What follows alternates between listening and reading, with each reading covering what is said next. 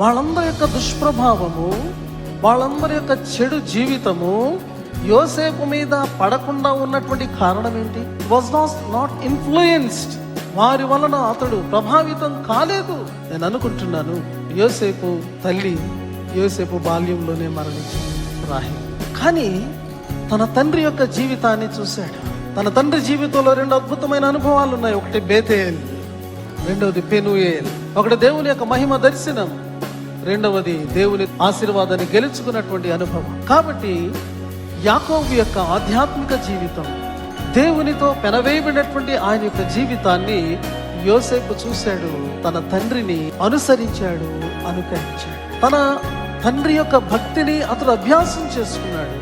తన తండ్రి యొక్క విశ్వాసాన్ని తన జీవితంలో అతడు అలవర్చుకున్నాడు. కాబట్టి ఏది మంచి ఏది చెడు అనేది వివేచించగలిగాడు.